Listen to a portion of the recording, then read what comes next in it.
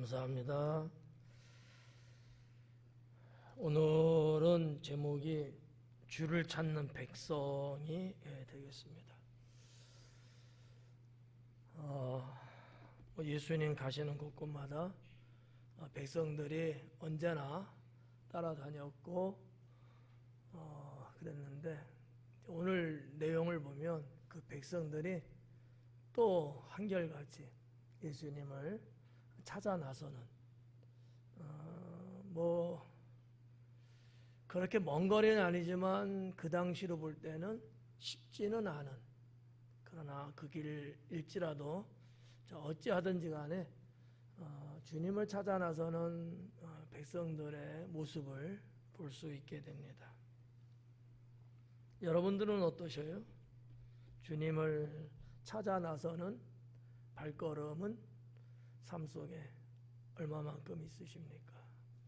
그냥 하나님 믿는 거 그게 아니고, 그 믿는 믿음의 삶 속에서 더 주님을 찾아 나서는, 더 주님의 세미한 부분을 내가 더 깊숙이 들어가려고 하는 영적인 노력, 투쟁, 이런 것들은 얼마나 있으셨습니까?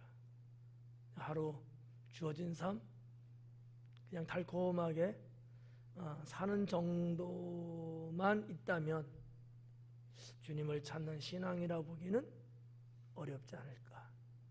우리는 주님이 주시는 자유와 평안 속에서 더욱더 주님을 갈망하고, 지금 특송 가사에도 그랬잖아요.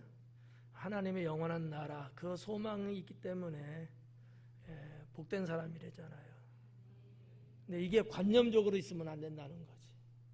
우리 삶 속에 정말 그게 있어야 된다라는 거, 여러분들이 다 아시는 말씀이라고 보고 다시 한번 여러분께 좀 되짚어보는 말씀을 드렸습니다. 자, 오늘 16절부터인데 한번 볼게요. 16절에 저물매 제자들이 바다에 내려갔다라고 기록합니다. 날이 이제 저문 거예요.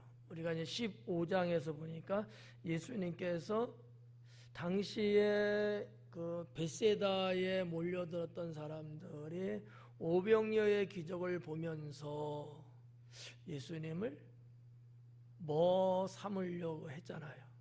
뭐를 삼으려고 했어요? 임금, 왕을 삼으려고 했었죠. 근데 예수님은 그것 때문에 온 게 아니기 때문에 여기 있다가는 까딱했다가는 내가 원치 않는 왕의 자리에 앉겠구나라는 생각도 아마 했을 것 같아요. 그래서 예수님은 본질적인 게 아니니까, 그게 본질을 지키기 위해서, 메시아로서의 그 자리를 지키기 위해서 제자들을 두고 산으로 올라가셨다, 이렇게 15절은 말하고 있죠. 그때가 시간적으로 언제였을까? 오병이어 먹을 때도 저녁 배고픔을 보셨기 때문에 저녁 시간인데, 오늘 16절에서는 한 걸음 더 나가서 저물매라는 단어를 사용을 했습니다.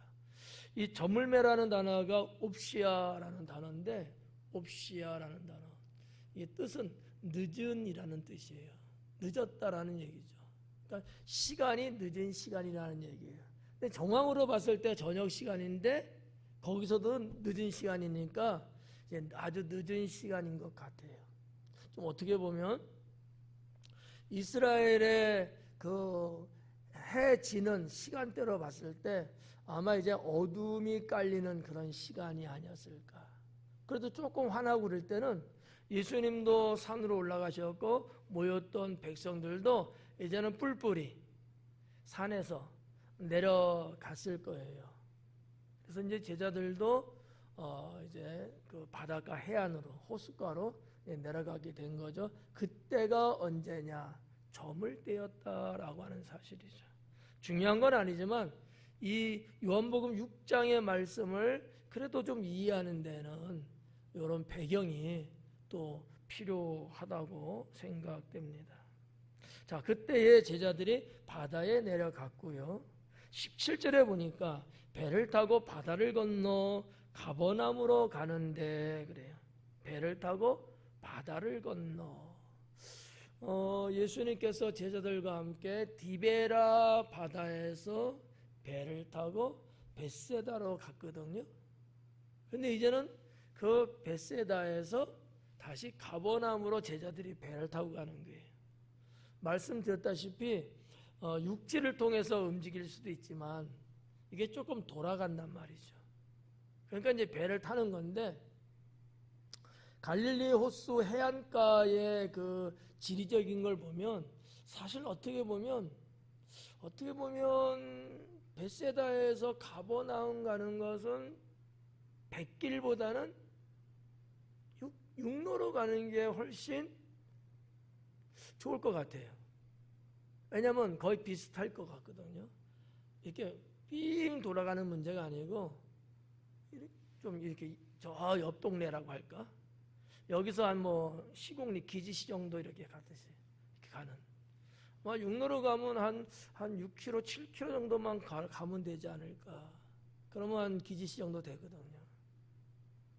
근데 배를 타고 가면 한 5km 정도 내외가 될 텐데, 여러분 같으면 어느 방법을 선택하시겠습니까? 걸어가는 거와 배 타고 가는 거하고. 돈 내면 어떡하지? 배 타는 거 좋겠어요? 이참에 배도 한번 타보고. 어부들이에요. 근데 뭐 이유는 모르겠어요. 하여튼 제자들은 배를 선택했죠. 그게 뭐 타고 왔던 그 배, 디베라에서 타고 왔던 그 배가 뭐 예약된 배였기 때문에 그럴 수도 있고, 자기들 배는 아닐 거예요. 거기서 아마 배를 싹을 주고 아마 탔든지 그랬을 텐데, 그래 돌아가는 것도 그 배편을 이용하려고 했는지 모르지만 사실상 배는 밤에 타고 간다는 게 이게 사실 어려운 얘기죠. 그럼에도 불구하고 배를 선택했다. 그러면 상대적으로 육로가 어떻길래 그랬을까? 이렇게 또 생각도 해볼 수 있는데, 뭐 지금이야 그래도 뭐 도로가 잘 나 있고 이러지만 그냥 저의 추측입니다만, 그 예수님 당시에도 이렇게 사람들이 살지 않는 마을의 그런 거리는 가끔씩 도적들도 있고 아마 좀 위험성이 있어서 그러지 않았을까. 고고학적으로 고대 문헌에 이렇게 보면은 그러한 이제 사건들이 이제 가끔씩 발생하고, 그래서 이제 뭐 전 재산을 잃고 때로는 목숨도 뺏기는 뭐 이런 일들이 있다 보니까 아마 배를 타고 움직이지 않았을까 이렇게 좀 생각됩니다. 자, 어쨌든 간에 배를 타고 가버나움으로 갔다는 거죠. 근데 그 갈 때의 시간이 아까 16절에서 저물매 이 저물때 시간하고 배를 타고 가는 요 시간하고는 시간 차이가 납니다. 자, 우리가 대략적으로 볼 때 지금은 그 이스라엘에도 예를 들어서 썸머 타임이 적용되기도 하는데 옛날에는 그런 거 없잖아요. 그러니까 뭐 6시 정도를 기준으로 좀 일찍이 좀 늦게까지 이렇게 해가 이제 지는 문제인데, 어쨌든 간에 뭐 그래봤자 한 6시, 7시 정도? 그 정도였을 거란 말이에요. 저물 때라는 개념은. 어둠이 막 깔리고 그랬을 거란 말이죠. 왜냐하면 그 벳세다 들녘 예수님이 계셨던 그 장소는 그 물가로부터 걸어서 한 30분 내외 정도 아마 됐을 거예요. 거기 가면 지금도 그 언덕이 이렇게 있어갖고 언덕에 올라가면 저 갈릴리 호수가 하늘에 쫙 들어오거든요. 근데 그렇게 먼 거리는 아니에요. 한 저녁 7시쯤 해가 질 무렵쯤이 아니었을까. 더군다나 봄철이기 때문에 6월절이니까 3, 4월 정도 되거든요. 이때는 해의 길이가 약 한 오후 6시 좀 넘으면 이제 질 수 있는 그런 시간대로 봤을 때. 근데 여기 뒤에 나오는 이미 어두웠고라는 요거는 거기서부터 상당히 많은 시간이 지난 후였다고 보는 거예요. 왜냐하면 마태복음과 마가복음에서는 이 시간대를 기록을 했어요. 요한복음은 기록을 안 했는데 마태, 마가에서는 나와요. 그때가 밤 4경쯤이라 이렇게 말했다는 거죠. 그러면 우리가 이제 봤을 때 저녁 7시는 그렇다 치고, 자, 시간에 대한 얘기입니다. 고대 사회의 시간을 재는 측량하는 그 방법이라고 할까? 그게 두 가지가 있었어요. 하나는 유대인식, 하나는 로마인식, 이렇게 돼 있거든요. 유대인식은 밤 12시간을 3등분으로 나눠요. 1경, 2경, 3경. 그래서 1경당 4시간 정도로 측량을 했습니다.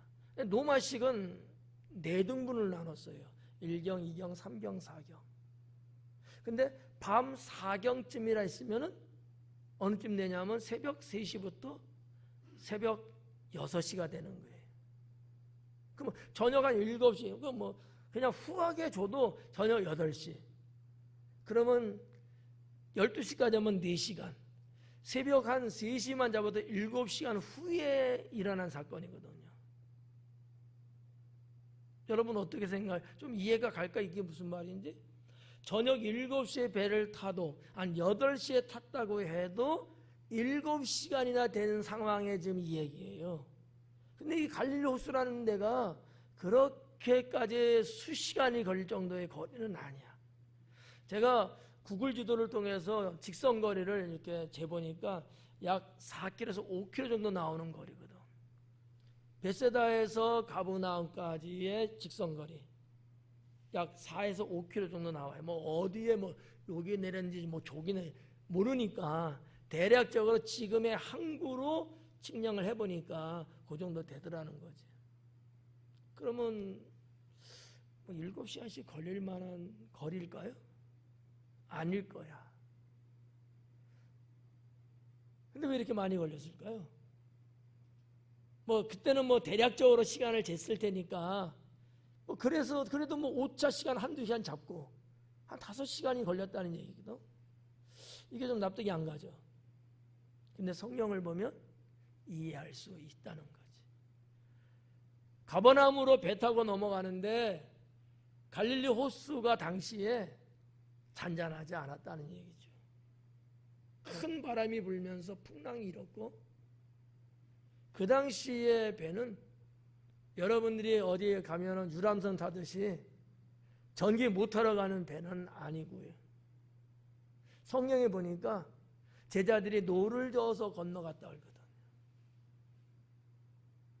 여러분 그냥 잔잔한 호숫가 노 젓는 거는 즐거울지 모르지만 풍랑이 일고 막 뒤집어지는 상황에서 이거 노져서 간다는 게 간다고 갔는데 다시 또 밀려서 또 뒤로 가고 얼마나 거기에서 사투를 벌였겠어요.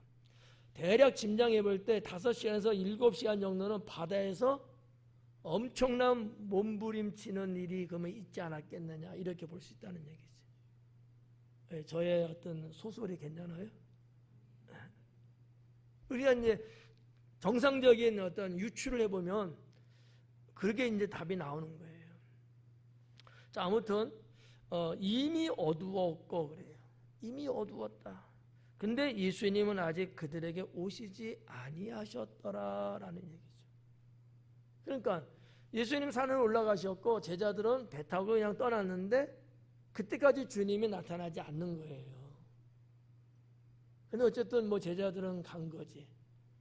다른 성경에 보면 예수님이 제자들을 먼저 보내시고 산에 올라갔다 이렇게 기록은 돼 있거든요.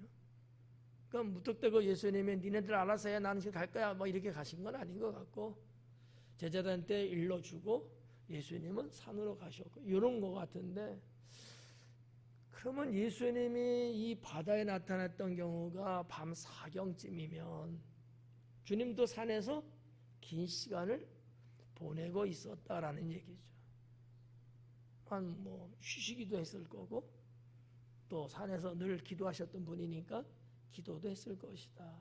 이렇게 이제 볼 수 있는 거죠. 18절에 보니까 큰 바람이 불어 파도가 일어나더라. 큰 바람이 불었다. 이거를 이해하려면 갈릴리 호수라고 하는 그 지역의 지형적인, 지리적인, 그리고 좀 자연적인 것들을 좀 알아야 이게 좀 이해가 갈 수 있어요. 아까 말씀드렸을 때 노를 저어서 가는데 그냥 보통 때 같으면 낮 시간에 평탄한다면은 그저 한 5km 정도만 해도 한 1시간, 길어야 2시간이면 건너갈 수 있는. 근데 더 많은 시간을 걸렸던 이유는 이렇게 큰 바람이 불어서 풍랑이니까 도저히 그렇게 순조롭게 항해를 못했던 거죠. 자, 요게 대한 내용을 좀 설명해 드리려고 그래요. 갈릴리라고 하는 그 호수, 갈릴리라는 데는 사방으로 큰 산으로 병풍처럼 둘러쳐 있는 곳이에요. 성지순례 가면 이런 건 안 보이죠? 예, 볼 수도 없죠, 그냥. 그런데 지리적으로 그렇게 돼 있어요. 그 분화구 같은 거죠, 일종의. 그리고 이 갈릴리 호수의 그 위치, 여기가 호수가 물자락이라면 요 높이가 마이너스 200m예요. 해수면이 0m잖아, 0m. 0m인데 그보다도 200m나 더 내려가 있는 거예요. 지형적으로 산이 둘러쳐 있기 때문에 그러는 거지. 여기는 지중해 바다, 여기는 사해 바다. 아니, 여기 갈릴리 바다. 사해 바다는 더 200m 또 내려가. 이런 거거든요. 그러면 그 팔레스타인이라고 하는 그 갈릴리 지방은 지중해로부터 바람이 이제 막 분단 말이죠. 아니면 북쪽으로부터 내리는 찬바람도 또 내려오기도 하고요. 그게 이 산으로 둘러서 있는데 거기를 넘어오겠죠. 이렇게 쫙 타고 올라갈 거 아니에요. 바람이 타고 올라가면서 어떻게 돼요? 계속 로켓? 아니란 말이죠. 꺾어져 내려와요. 예, 기류의 변화란 말이에요. 위에서 눌러대는 힘 때문에 계속 못 가요. 그래서 쭉 떨어지는데 그게 하강을 하면서 갈릴리 호수로 불어들이는 거예요. 큰 바람이 오면서 풍랑이 있는 거죠. 이런 일들이 갈릴리 호수는 종종 있다라는 얘기죠. 예수님의 기록된 이 내용들을 보면 이 사건뿐만 아니라 제자들이 배를 타고 가다가 빠져 죽으려고 하는 상황까지 그런 기사가 또 나와 있잖아요. 베드로가 뭐라 그래요? 무서워갖고 누굽니까? 누구예요? 막 그랬을 거 아니야? 예수님이라고 하니까 그러면은 나를 이 바다 위를 걸어오게 해달라고 하라고 하니까 그렇게 하려니까 베드로가 잠시 걸어가잖아요. 그 사건과 이 사건은 달라요. 그러니까 갈릴리 호수라고 하는 거는 이렇게 자연적인 변화 때문에 큰 바람이 부는 곳이다라는 얘기죠. 이런 어떠한 일반적인 상식을 여러분들이 좀 그래도 들으면 이 말씀이 이해가 갈 수 있어요. 무슨 호수의 바람이. 고대 사회는 이 큰 호수와 바다를 구분해서 말하는 단어가 없었어요. 그래서 다 바다라고 불렀거든요. 그래서 우리 성경에도 바다라고 쓴 거예요. 근데 이제는 과학적으로 보면 호수잖아요. 근데 무슨 거기에 무슨 뭐 이렇게 큰 뭐 풍랑일 정도? 이게 이해가 안 가는 거거든요. 그냥 어느 정도 그냥 일반 대지에 부는 바람 때문에 그러는 거지 풍랑일 정도 바람은 아니거든요. 근데 여기는 지형적으로 그럴 수밖에 없는 곳이다라고 하는 얘기죠. 그래서 큰 파도가 일어나더라. 여기까지 어떻게 이해가 가시죠? 19절에 보니까 제자들이 노를 저었대요. 예수님의 제자 12명 중에 5명은 어부입니다. 그러니까 예수님 당시에 이 어부들은 어떤 배를 갖고 있을까? 대략적으로 한 2가지 정도 되겠죠. 하나는 범선일 거고요. 그건 좀 큰 배일 거예요. 여객선 같은. 그거는 이제 돛을 올려갖고 이제 바람에 의해서 이제 가는 배였겠죠. 그러나 어부들은 그런 건 없어요. 노를 저어서 잡는 거예요. 우리 성지순례 갔을 때 배 탔었죠? 안 탔어요? 탔죠? 안 탄 척은 가만히 있는 것 같아. 네. 나만 탔나. 그런 배는 없어요. 사실은. 그게 뭐 이제 발견돼서 뭐 모형을 어떻게 복원해서 이런 얘기 하지만 있어도 그건 범선이에요. 바람에 의해서 움직이는데, 근데 그런 배 갖고는요, 고기를 잡는다는 것은 아마 있을 수 없을 거예요. 보다 더 작은 배, 작은 배. 제 노부들이 노를 젓고 다른 사람들은 그물을 던지고 던졌던 것을 걷어들이는 정도지, 뭐 엄청나게 그러지는 이제 않는다는 것이 고고학에서 발견된 유물이나 이제 이런 것들이죠. 자, 아무튼 여기 노를 저어서 10여리쯤 가다가 그래요. 10여리쯤 갔다. 이게 한국적인 표현이죠. 면리. 이거 시골이다, 시골. 면리. 10여리라는 거죠. 그러니까 10보다는 조금 더 많은 10 몇 이렇게 되는 거죠. 자, 10리면 몇 킬로예요? 4kg. 그러니까 10여리 하면 반뚝 잘라서 한 5kg에서 6kg 요 정도. 그죠? 근데 이제 성경에, 헬라 성경에 보면 이거를 정확하게 말하고 있는데 30 스타디온이라는 단어가 나와요. 스타디온이라는 것이 하나의 단위고 30이라는 게 30. 그러면 1스타디온이 수치상으로 계산하면 어느 정도 나오냐면 600피트가 나오거든요. 피트라는 말 또 우리가 또 안 쓰는 거니까 또 어렵죠? 그럼 1피트가 약 30cm 돼요. 한 자 정도. 그게 1피트예요. 3.048 정확하게는 센티미터. 그냥 30cm. 근데 600피트예요. 그럼 3, 6, 18. 약 183m가 나오더라고요. 계산을 해보니까 1스타디온이. 근데 30스타디온이야. 그래서 이걸 또 계산하니까 약 5.5kg가 나와요. 물론 성경에 기록된 이 수치상이 뭐 제자가 뭐 요한이 뭐 그걸 뭐 줄로 재갖고 뭐 정확하게 뭐 이러지는 않을 겁니다. 대략적으로 본인들이 이렇게 직감할 때 그 정도라고 이제 알고 있겠죠. 어쨌든 간에 거리상은 한 5km 정도 되는 거리인데 이들이 간 곳도 그 정도밖에 그 정도라는 거예요. 그러면 다 간 거 아니에요? 다 안 갔어요? 세 사람이 개심치레 해갖고 지금 쳐다보는데 전체 길이가 한 5km 정도인데 지금 10여일이 되니까 그러면 다 간 거잖아. 그런데 아닌 거야. 사실은 어떻게 보면 제자들이 느낄 때 그렇게 많이 간 거야. 사실상 그렇게 못 갔을 거라고 봐요. 이게 뭐 저의 말실수? 저의 잘못된 생각일 수도 있지만 상황적으로 그렇다는 거죠. 실제적으로 한 5, 6km밖에 되지 않는데 예수님을 만나는 그 장소가 5, 6km예요. 그러면 좀 말이 안 맞잖아. 그러니까 그들이 아마 그 바다에서 왔다 갔다 막 부딪히면서 근데 느낌이 그 정도 가지 않았을까. 우리가 이제 이 상황을 놓고 성경적으로 고고학적으로 분석을 해보니까 아마 갈릴리 호수 가버나움 가는 방향은 맞는데 그 목적지에 한 중간 어디쯤이었을 거다 이렇게 이야기를 하고 있거든요. 근데 저는 그 말이 이해가 가요.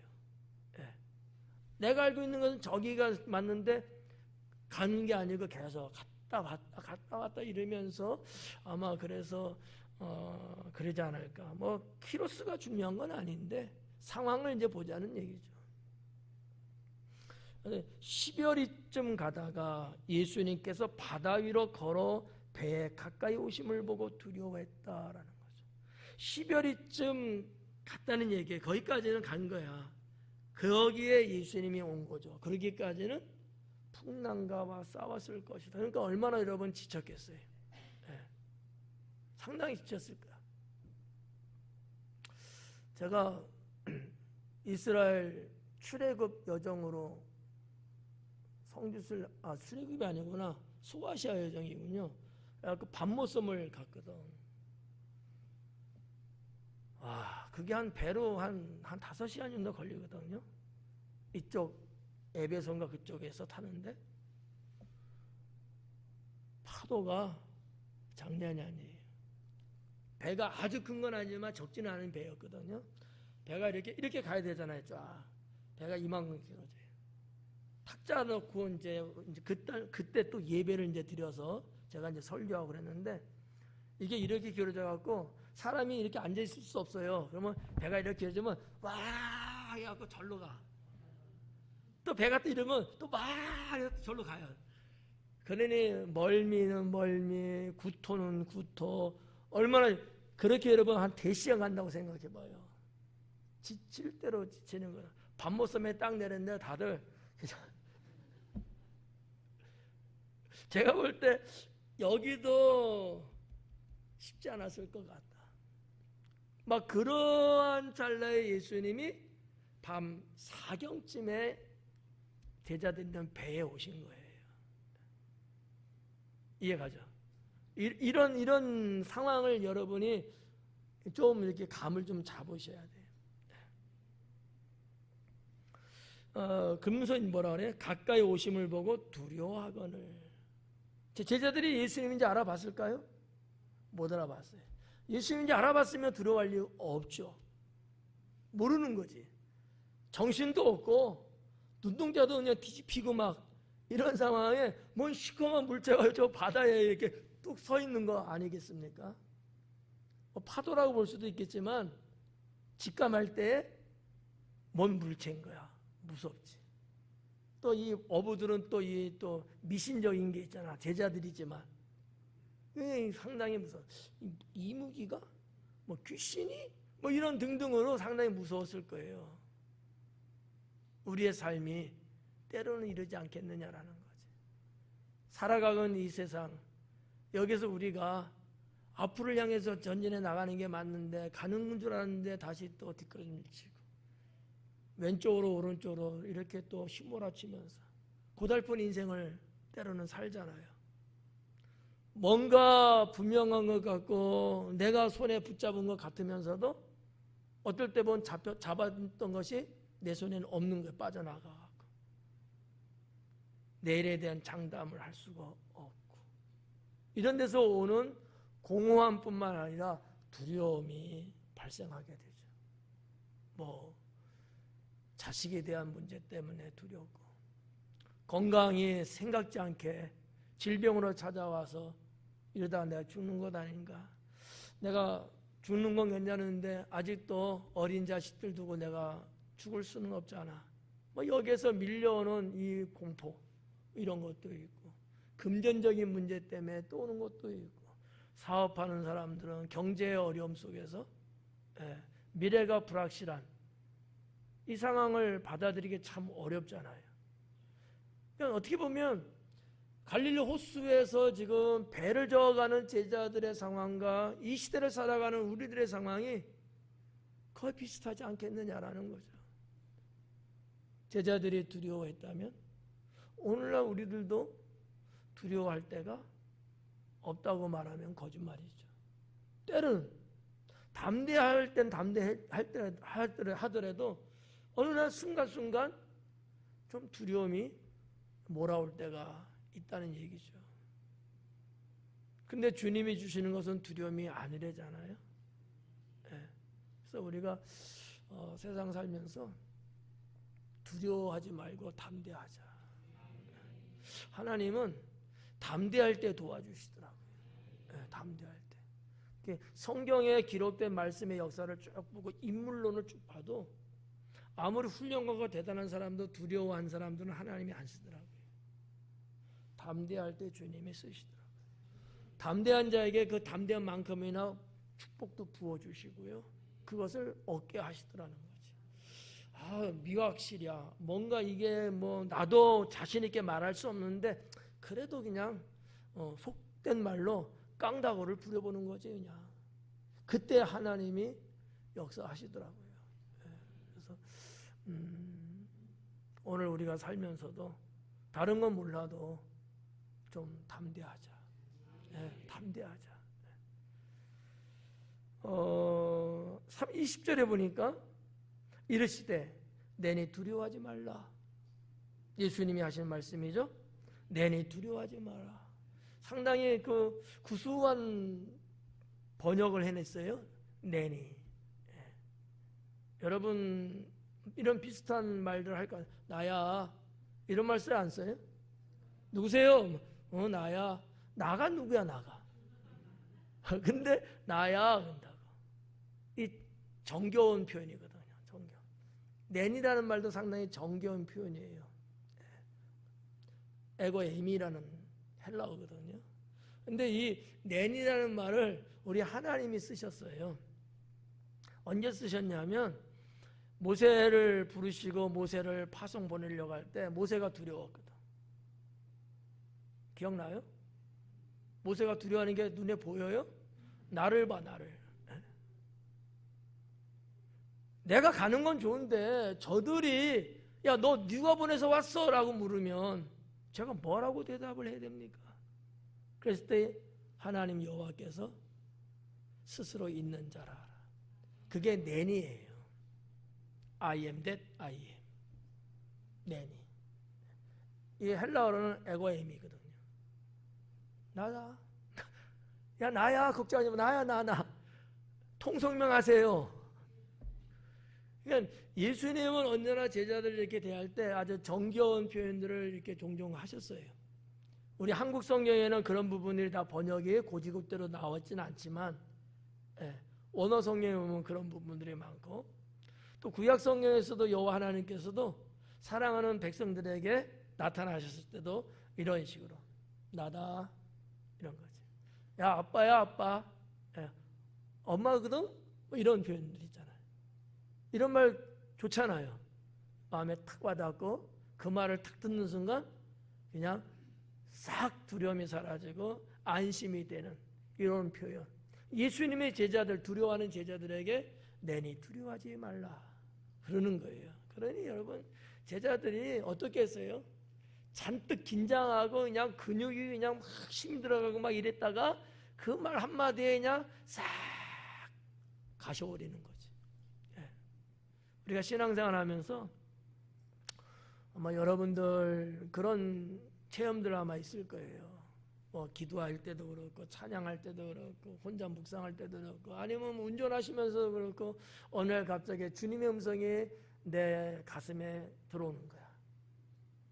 사랑하는 내 딸아. 그런 경우들이 있잖아요. 그죠?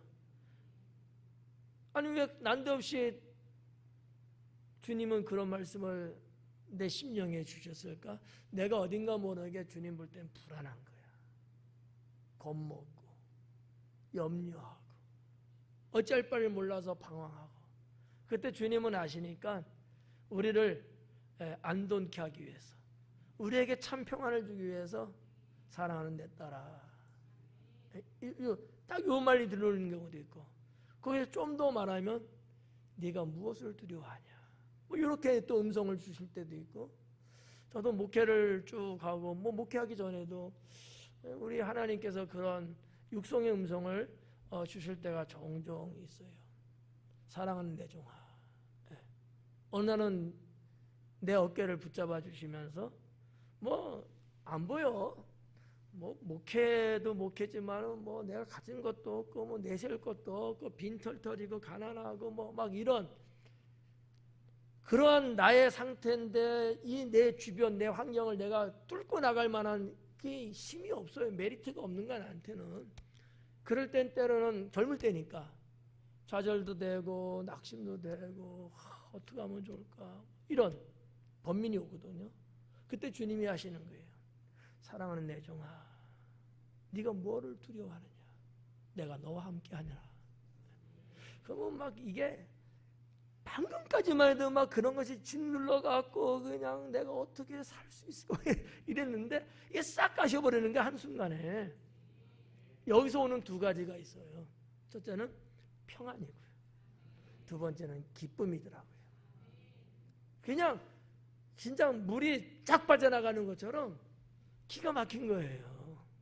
그러면 또 언제 또 있었냐는 듯이 툴툴 털고 또 일어나고 또 열심히 또 살고 이때 제자들도 그랬다라고 저는 느껴져요.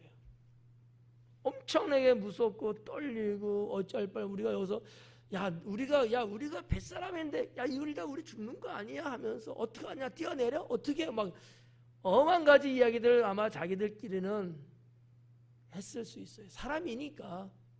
그때 주님이 내니 두려워하지 마라. 기가 막힌 거죠.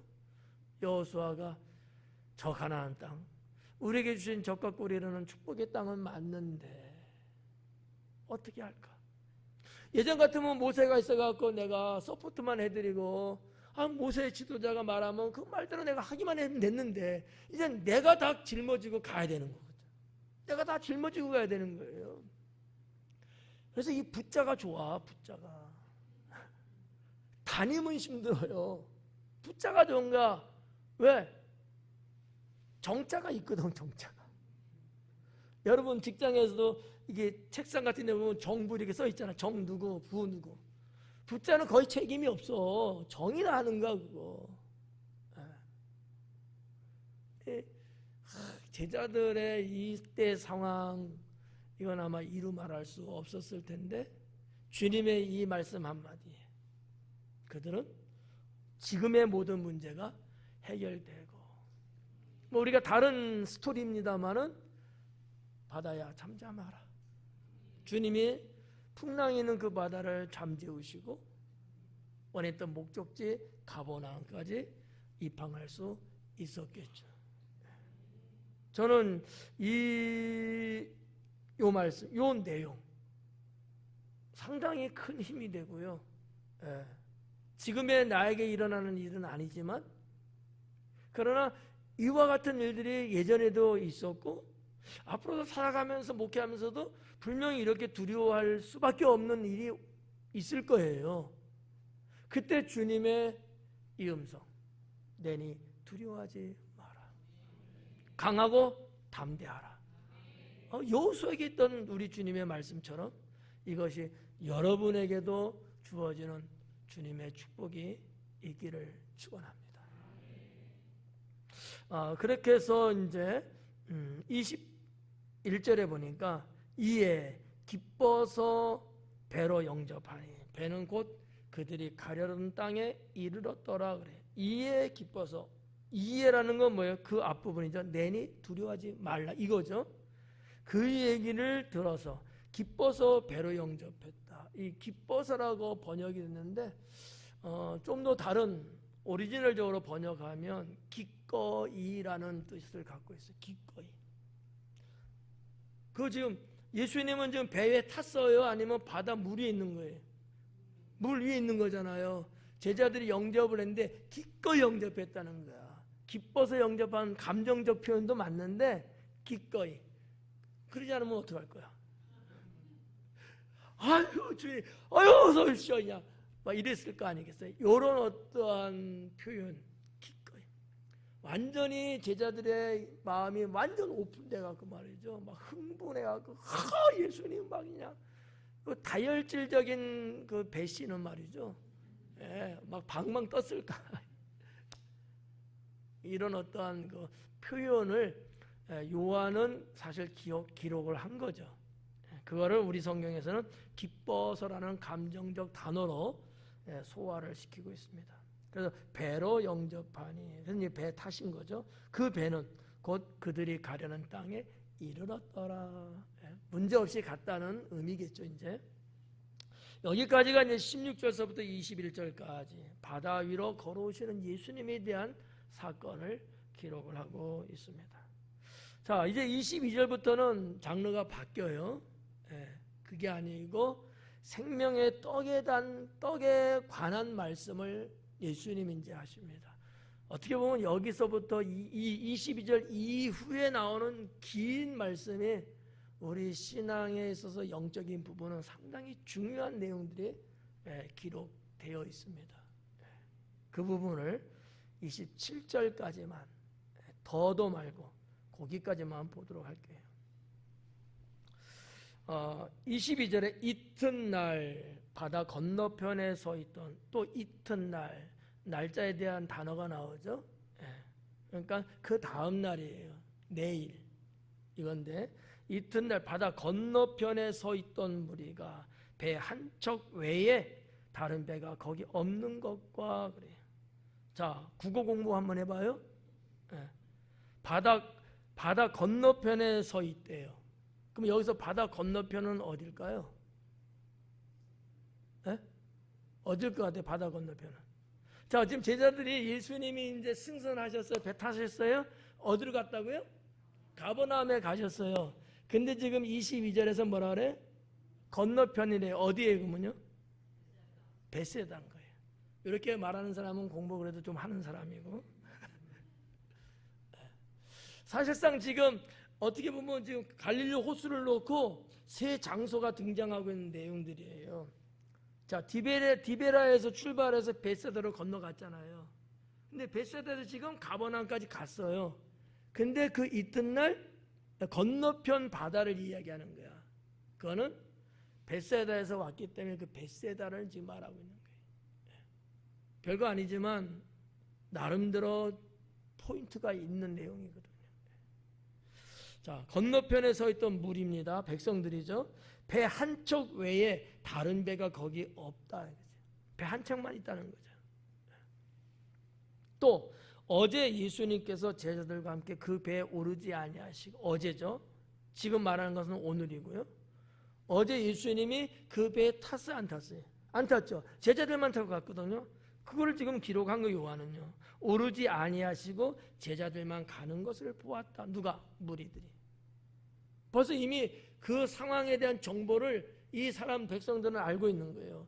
예수님은 안 탔는데 제자들만 타고 갔잖아. 근데 여기 배 한 척밖에 없어. 도대체 어떻게 된 거지? 그럼 예수님 어디 간 거야? 왜냐하면 이와 같은 상황은 거의 없는 상황이거든요. 예수님과 제자들이 따로따로 이렇게 있는 경우는 거의 없거든요. 언제나 같이 있는 건데 지금 상황을 보니까 정보상에 없는 거야. 이러면 주님을 찾아 나선 사람들인데 당황스러운 거죠. 당황스러워. 어떻게 하지? 어디로 가야 되지? 이런 아마 상황극이 아니었을까 보는 거죠. 23절에 보니까 그러나 디베라에서 배들이 주께서 축사하신 후 여럿이 떡 먹던 그곳에 가까이 왔더라. 이거 부연 설명해 주는 거예요. 지금 상황을 한 번 더 설명해 주는 내용인데 거기에 가로를 이제 친 거죠. 요거를 어떻게 번역해야 되냐면 그러나 디베라에서 배들이 끊어서 봐야 돼요. 주께서 축사하신 후 여럿이 떡 먹던 그곳에 가까이 왔더라. 주께서 축사하신 후 여럿이 떡 먹던 그곳 어디죠? 벳세다죠. 그죠? 벳세다죠. 근데 그러나 디베라에서 배들이 벳세다에 온 거예요. 그 얘기를 지금 설명하는 내용을 한 거예요. 이 내용이 모든 성경에 다 없기 때문에 가로를 쳤어요. 그래서 아마 학자들은 후대에 뭐라고 할까 주석을 달듯이 다른 내용이 아닐까 이렇게 추정을 해갖고 가로를 친 거라고 보면 될 것 같고요. 24절에 보니까 무리가 거기에 예수님도 안 계시고 제자들도 없음을 보고 곧 배를 타고 예수님을 찾으러 가버나움으로 갔다라는 거죠. 그러니까 지금 이 무리들은 디베라에서부터 지금 온 거예요. 벳세다로. 근데 여기 계실 줄 알았어. 왜? 거기 가는 걸 뻔히 알았거든. 근데 예수님과 제자들이 떠날 때 같이 떠나지는 못한 거예요. 먼저 왔고 거기 계실 줄 알고 왔는데 거기 안 계셔. 가버나움 간 거야. 그러니까 이 지금 무리들은 계속 뒤를 쫓아서 가고 있는 상황이에요. 그럼 왜 그들은 예수님을 찾아 나선 사람들 그들은 왜 못 갔을까? 그죠? 저녁밥 지으려고? 하여튼 뭐 때문인지 모르지만 가장 큰 원인 중에 하나는 늦게 출발한 사람일 텐데 그날 밤에 바람이 불었거든요. 이해가요? 그러니까 출항할 수가 없어요. 예수님이 같이 있었으면 죽지 않을 텐데 그들에게는 예수님이 없으니까 디베라 거기도 어촌이기 때문에 뭐 잘 알죠. 이 갈릴리 호수에 대한 그 영향성을 잘 알 테니까 갈 수가 없잖아요. 이 갈릴리 호수가 호수치고 여러분도 알다시피 작은 호수는 아니잖아요. 상당히 긴 호수거든요. 폭이 한 11km, 12km 되고 길이가 한 50km 정도 되는 곳이에요. 우리 당진서부터 태안보다 더 가야 돼요. 50km면 직선이. 어마어마하게 큰 곳이거든요. 근데다가 호수의 깊이가 낮은 호수가 아니에요. 제일 깊은 곳은 그 탐사한 분들의 글을 읽어보면 43km, 46km 호수의 깊이가 어마어마하게 깊은 거거든요. 낮은 거 같으면요 풍랑이 일어도 접심을 튕기는 것밖에 안 되거든. 깊을수록 풍랑이 더 심하게 일어나잖아요. 그래서 우리도 바다 가면 얕은 바다보다도 먼 바다, 가까운 보다 먼 바다의 풍랑이 별것 아닌 것 같지만 막상 보면요 웅장하게 파도가 움직이거든. 웅장하게. 아마 이 사람들은 그런 부분들을 알고 있기 때문에 못 가지 않았을까. 아니면 바로 뒤따라가면서 뭔가 했을 텐데 뭐 그런 부분도 있고 뭐 어두웠으니까 또 그런 부분 여러 가지는 있지만 어쨌든 간에 뒤쫓아 간 거예요. 갔는데 없는 거예요. 가버나움으로 갔다는 거죠. 그래서 포기할 수 없지. 야 우리도 가자. 여기까지 왔는데 허탕칠 수는 없잖아. 쫓아갑니다. 그게 25절. 바다 건너편에서 만나. 여기서 바다 건너편 또 어디죠? 가버나움이지. 디베레에서 볼 때의 건너편이에요. 이 화자의 입장에서 지금 말하는 거니까 말하는 사람 입장에서 가버나움에서 예수님을 만납니다. 그러면 그들이 뭐라 그래? 납비여, 납비여. 여기 언제 여기 오셨나이까? 자기들의 정보상에는 예수님이 배 탄 것도 없고 없는데 와 계신 거야. 예수님이 육로로 팍 뛰어서. 왜냐하면 사람들은 예수님의 그 능력을 모르니까. 예수님은 뭐 그냥 탁 나타나시잖아요. 부활 후에 예수님뿐만 아니라 그 일이 없을 때에도 주님은 그런 분이시니까. 근데 이 사람들은 모르니까 언제 여기 오셨어요? 이렇게 이제 묻는 거죠. 근데 여기 납비어라는 이 단어가 이게 이제 아람어거든요. 여러분도 알다시피 이제 어떤 존경할 만한 선생님에 대해서 이제 랍비라는 호칭을 하잖아요. 근데 헬라식은 아니에요. 헬라는 디다스칼로스고 랍비는 아람어예요. 유대인들이 보통 3개 언어를 쓰거든요. 여러분은 몇 개 언어 써요? 하나가 정답이죠. 유대인들은 히브리어 써요. 히브리는 아브라함 때부터 시작된 거예요. 물 건너, 강 건너 왔다 해서 히브리라는 단어가 된 거거든요. 가만히 보니까 원주민이 보니까 아브라함과 그 족속들이 강을 건너 오는 거예요. 그걸 보면서 히브리다 이렇게. 그래서 히브리라는 거거든요. 근데 그들만의 언어가 있어요. 히브리어. 구약 성경도 대부분 히브리어죠. 근데 이 히브리어보다 더 먼저 있었던 것이 아람어거든요. 아람은 이전부터 있었던 제국이에요. 큰 제국이지. 팔레스타인 동쪽과 북쪽을 다 망라할 정도로. 그러니까 뭐 지금의 시리아? 네, 거기. 뭐 학교에서 공부해서 배운다면 메소포타미아 지역. 그래서 위쪽 북쪽으로 쭉 올라가면서 시리아며 아람이며 전부가 다 아람 지역이에요.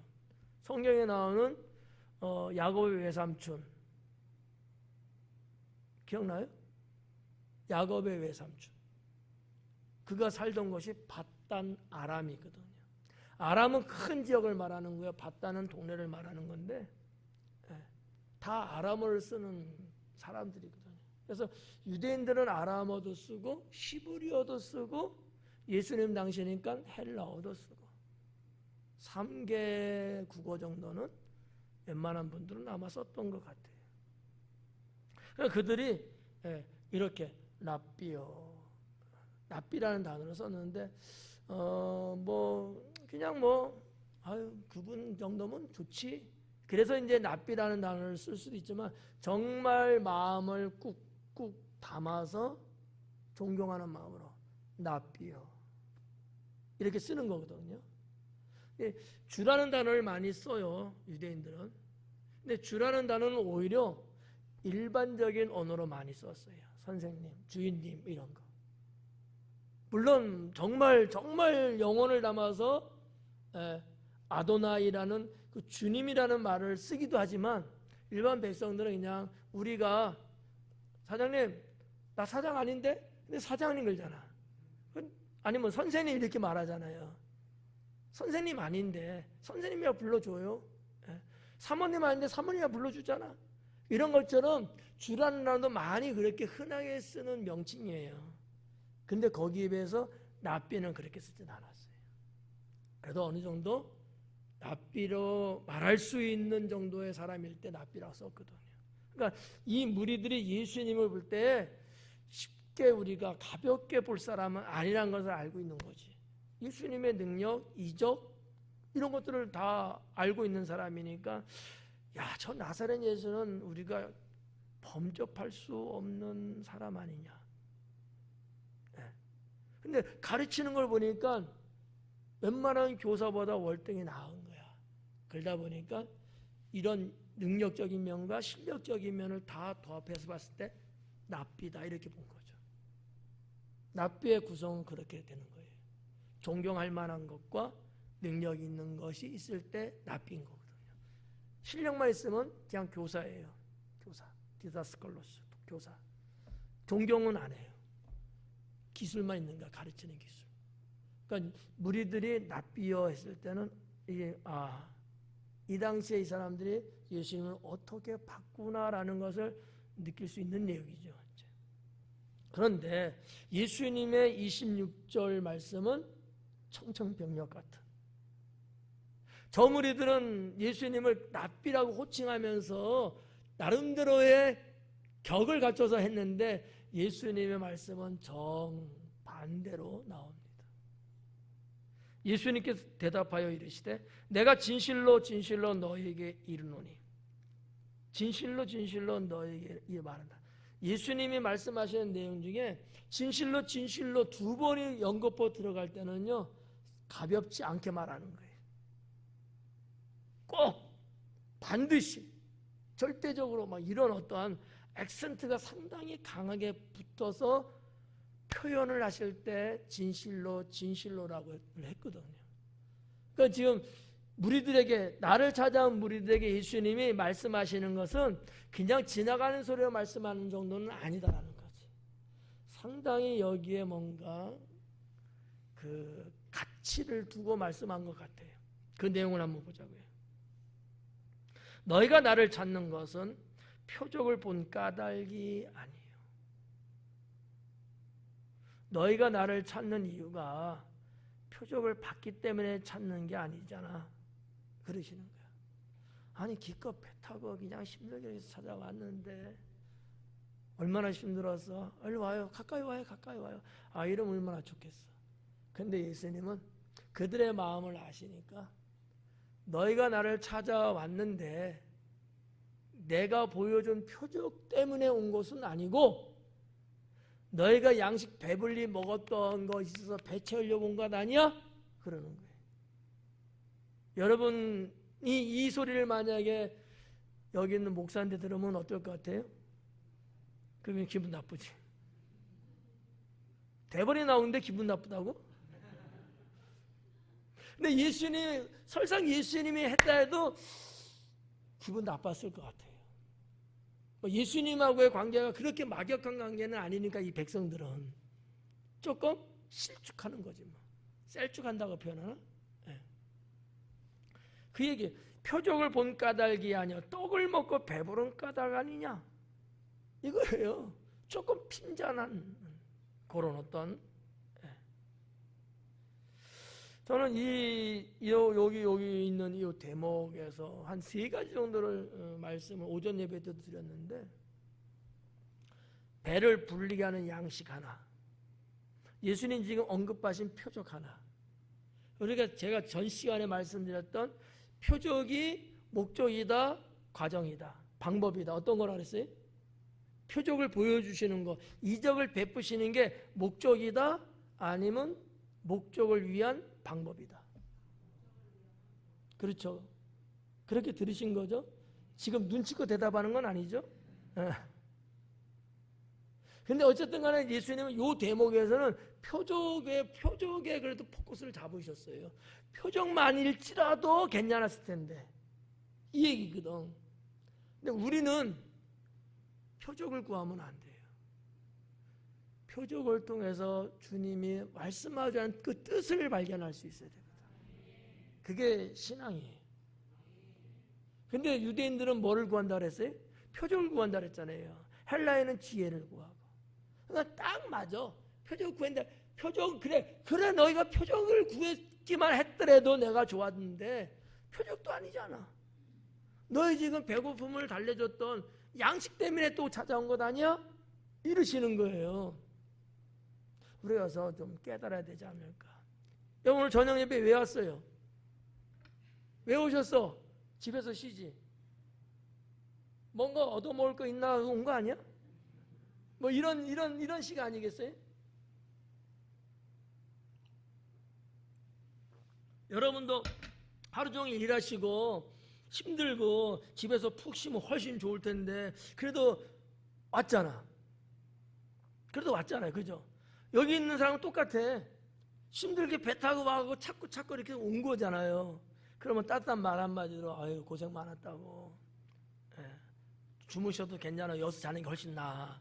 뭐 이렇게. 그죠? 그러면 좋은데 아닌 거야. 우리의 일상 삶 속에, 신앙 속에서도 내가 정말 하나님을 왜 믿는지, 내가 지금 이 시간에 교회 와서 예배를 드리는데 예배 뭐 때문에 왔는지, 뭐 예배 드리는 시간이니까 왔어요? 습관돼서 왔어요? 이거라도 아니면 불안하니까 온 거예요? 이건 어떻게 보면 전부 다 양식에 해당되는 거야. 육적인 거라는 얘기죠.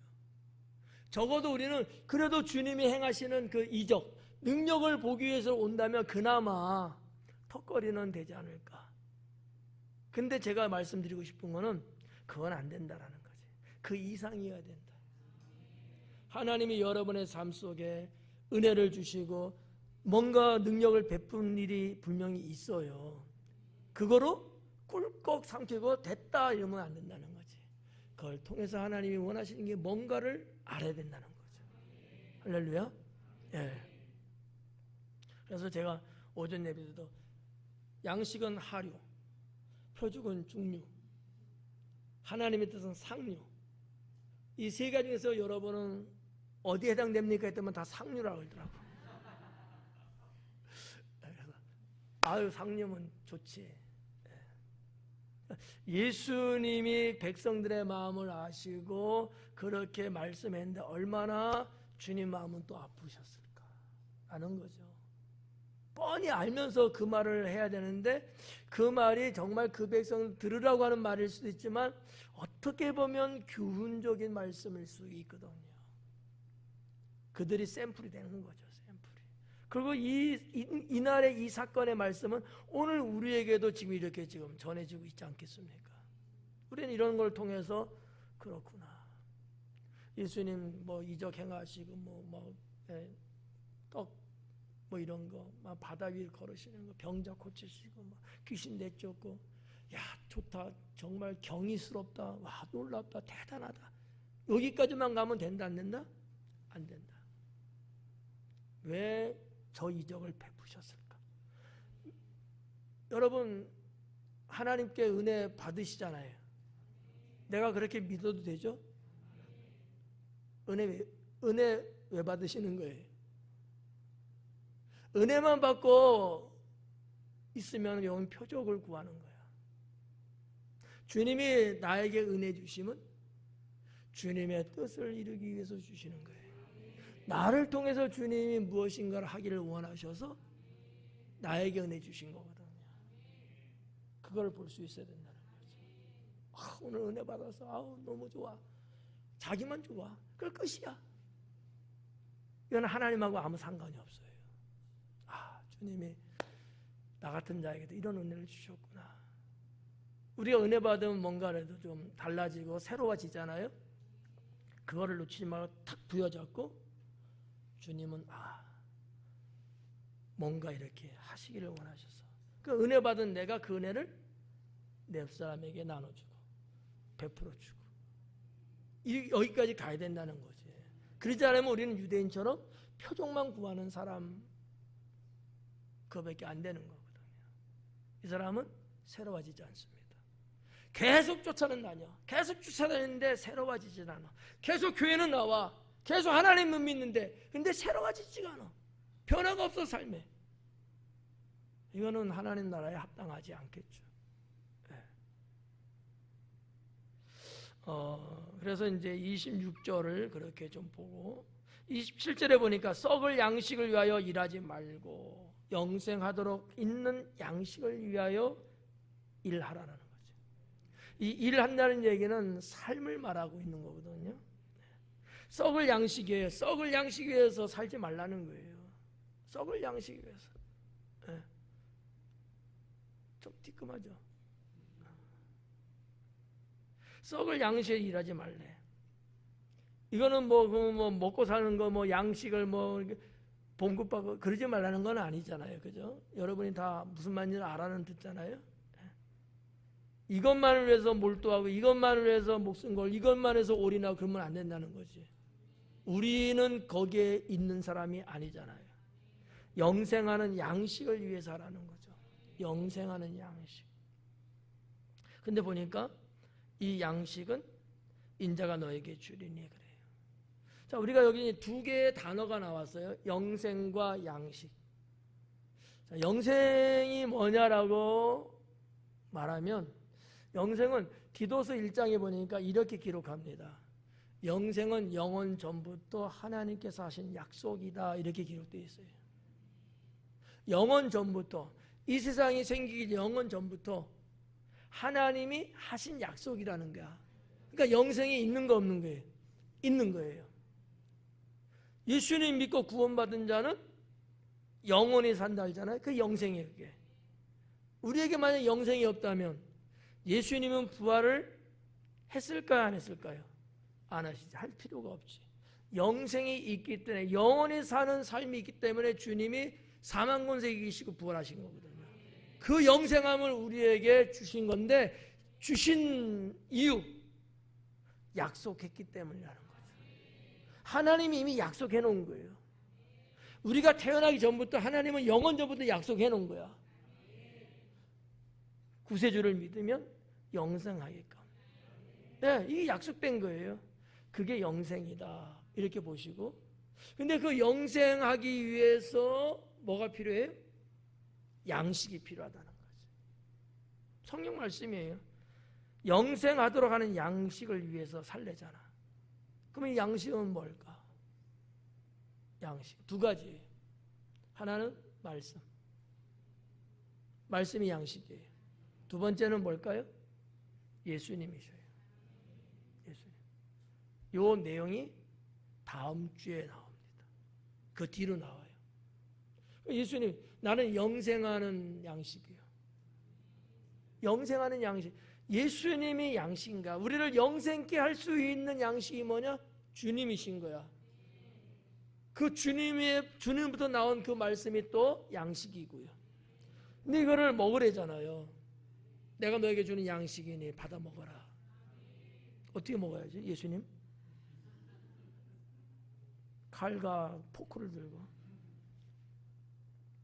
주님의 그 말씀을 내 안에 받아들이고 주님을 제자들이 배에서 예수님을 기꺼이 영접했듯이 우리도 언제나 인격적으로 주님을 모셔드리는 거죠. 여러분 안에는 주님이 계셔야 안 계셔요? 계셔요. 계신 건 분명한데 불구하고 늘 살면서 내게 다가오시는 주님을 내가 받아들여야 되는 거죠. 주님이 하신 일들 내가 밀어내고 배척할 게 아니고 내가 아멘 받아들이는 거예요. 그것을 우리가 오늘 말씀을 통해서 보셔야 된다라는 거죠. 자, 그렇게 이제 양식을 이야기했고, 이 양식은 인자가 너에게 주겠다. 그렇죠? 예. 뭐 다음에 보겠습니다만 35절에 예수님께서 이르신 나는 생명의 떡이니 내게 오는 자는 결코 줄이지 아니할 터이요 나를 믿는 자는 영원히 목마르지 아니하리라. 이 말씀을 하기 위해서 이 앞부분에서 하고 이제 계시는 거야. 40절까지 하려고 했는데 너무 시간이 많이 걸려서 이제 반뚝 잘라준 거고요. 다음 주에 그 부분은 이제 보기로 하고. 자, 이 양식은 인자가 너에게 주겠다. 인자는 예수님을 말하는 겁니다. 인자는 아버지 하나님께서 인치신 자니라.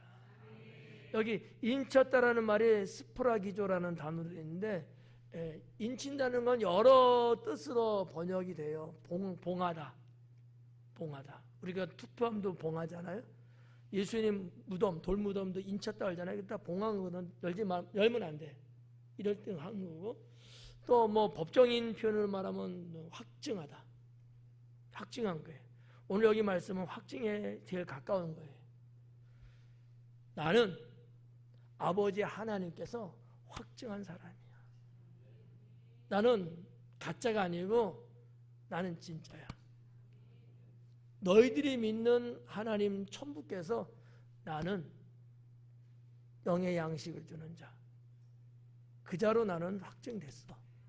그 얘기거든요. 이 말씀이 이제 27절까지 내용이 되겠습니다. 그러니 뭐 당시에 모였던 무리들이 더 이상 할 말이 이제 없죠. 그리고 조금 방향을 들어서 28절 보니까 그럼 우리가 어떻게 해야 되죠? 이런 질문을 또 던지게 되고 거기에 대한 답을 또 예수님이 또 하시면서 쭉 40절까지 내려갑니다. 오늘 여기까지 기도하겠습니다.